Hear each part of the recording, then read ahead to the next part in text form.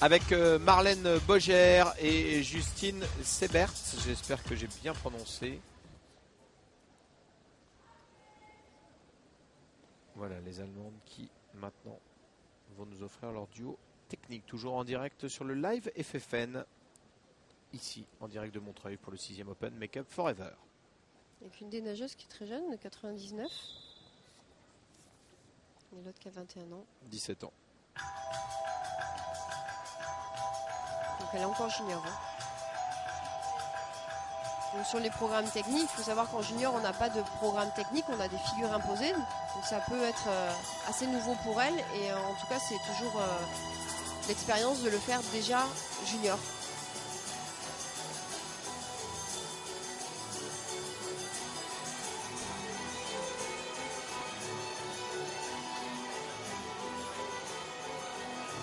Ça bouge beaucoup là au niveau des épaules.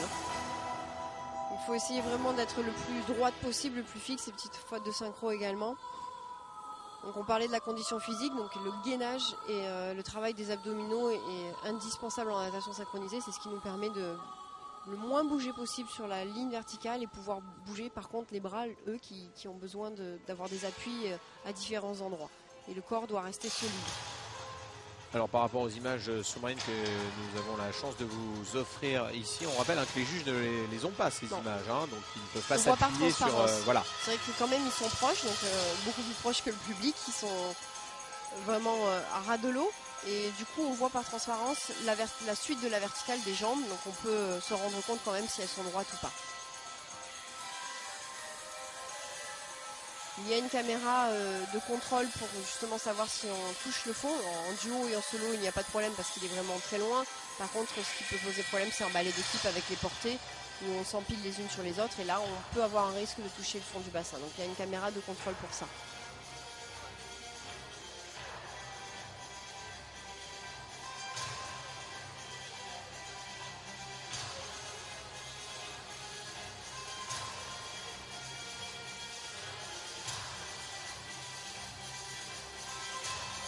Déplacement en largeur, là elles viennent un petit peu chercher les juges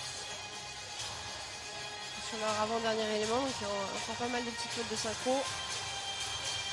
Techniquement elles peuvent être meilleures que d'autres pays, mais je trouve qu'il y a plus de fautes de synchro, de désynchronisation là.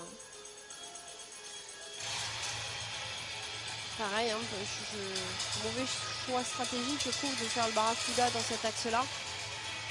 On voit bien les erreurs.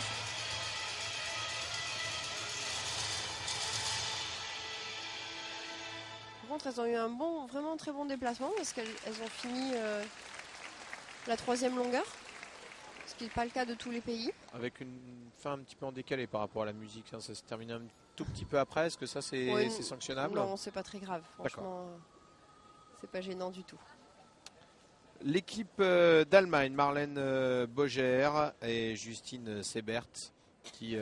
vont rejoindre maintenant le bord du bassin et on va découvrir leurs notes. On va découvrir leurs notes dans quelques instants. Appelé en patinage le kiss and cry.